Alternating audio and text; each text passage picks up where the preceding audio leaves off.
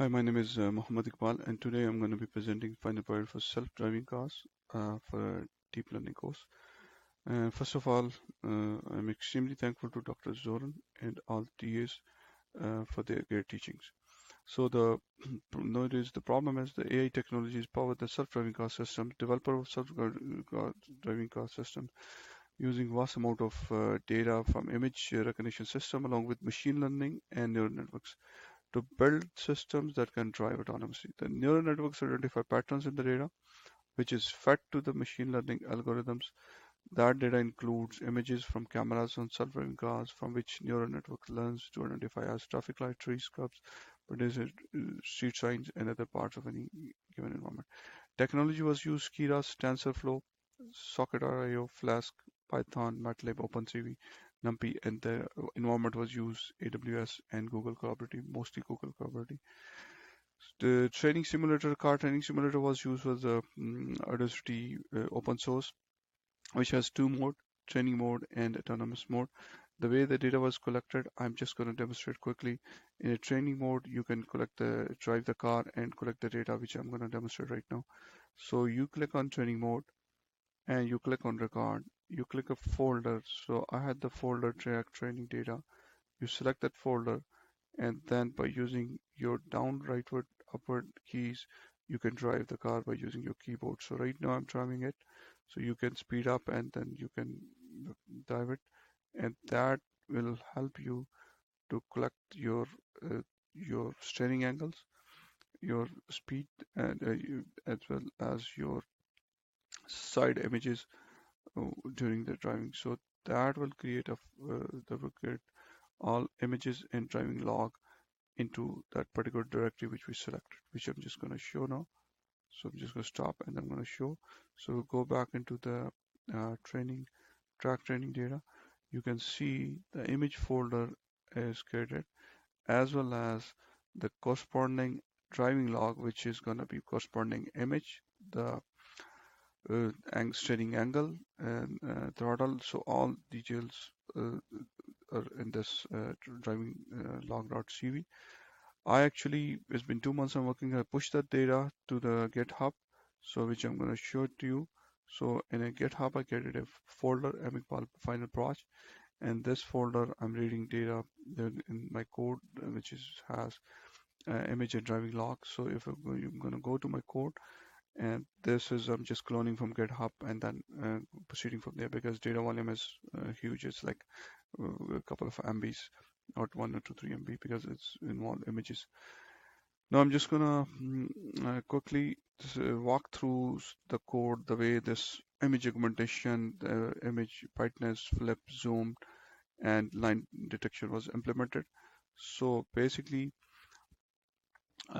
all those required libraries was imported by using an import command, and then uh, the the the column, the driving log has center, left, right, steering, throttle, reverse speed, and the Panda was used to read that CSV file. And if you can look at this, so this is basically center and left images are displaying, and then by using paths leaf function, the images are separated. So actually, this up to top 2, 3 layer kind of a code is standard. The main thing is which is gonna come into play is basically after loading the image trainings and uh, uh, this function which was used to zoom, and that actually we implemented during the professor doctor teaching in the assignments. This is I use the image data generator to zoom the image, and basically the images were processed and and was zoomed in by using image data. And then the image load image was also using the way the mechanism implemented the assignments to get the required tensor shape, and then plotting the zoom image. This is kind of an original image, and you can see this image is being used zoomed by using a zoom function, which is this is on the top zoom image. now basically the image was panned by using this pan function, and then image was brightness was used by also using image data generator. Image was passed, and then by using image data image was brightened. And if you look at this, this is the original image, and this is the brightness altered image. And the flip was also used thanks to the TS. This is the flip images because we used to flip the images. So uh, if we're gonna images on the let's say the road is on the left hand side, if it need to be on the right hand side. So if the turn is on left, it has to be right. The flip image is used, and then random augmentation function is used to just to go through the either image needs to be panned or image brightened, and flip images get the steering angle and the image.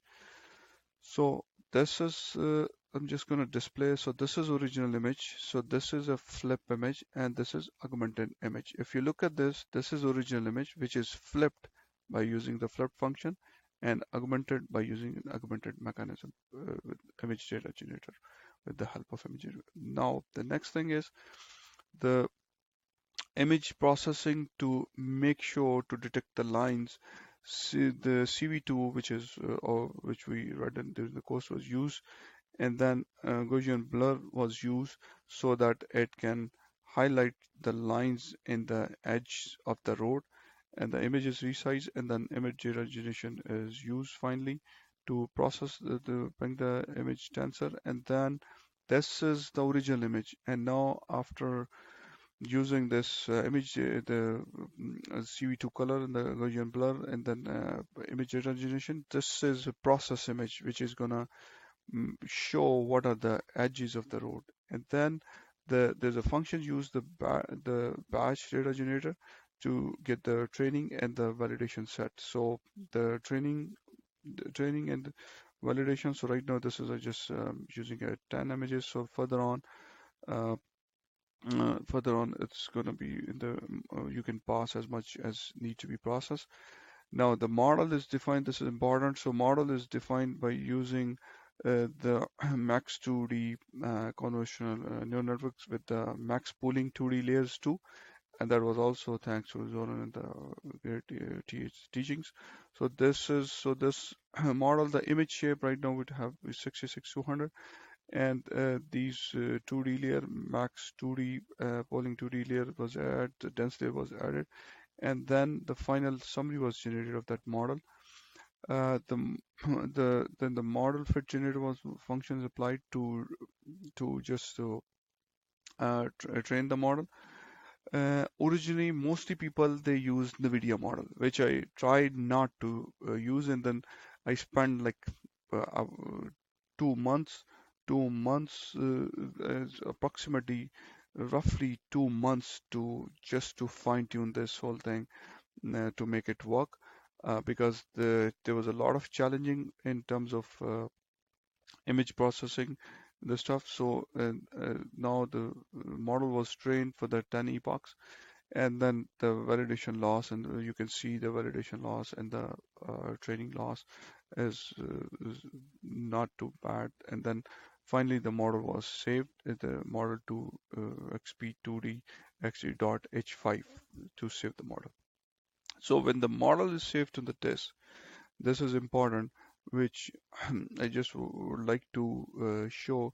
That model is now need to be interact with the adversity car simulator in autonomous mode. For that purpose, there is a car track, which is so. This is also I try to use the image road focus the code itself by using image data generator, and that image is basically once we're gonna we need to interact with the simulator, we are using socket IO, and the port has this is listening. The port is 4569, and this model is loaded, and then basically that connection is made, and then based on this, the once we're gonna start the autonomous mode, and will trigger that the connection will be made, and then this trained model is going to be used to do the self-driving, which is I'm just going to demonstrate quickly. So it might take 30 seconds because my laptop is a bit slow right now.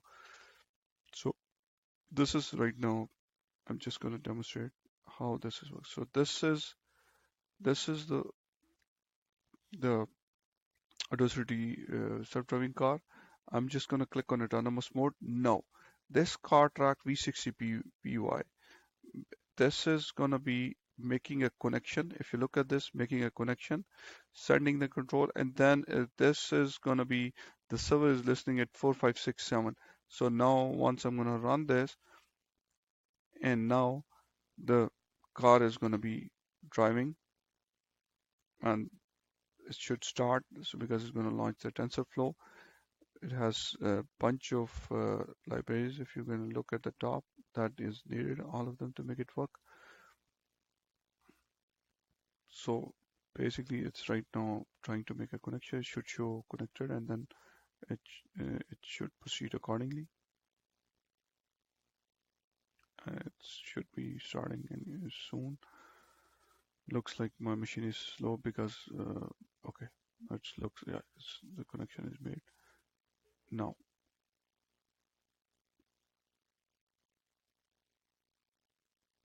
And basically, its car is trying to go in the right and left, but model was trained with a limited data set. But if we're gonna have a more training data set, uh, more and the better training data set, then the car will be really driving smooth. But at least we can demonstrate right now. I can demonstrate that is not hitting on the border, or it is not going off the track, and it's in a running smooth, and it, it should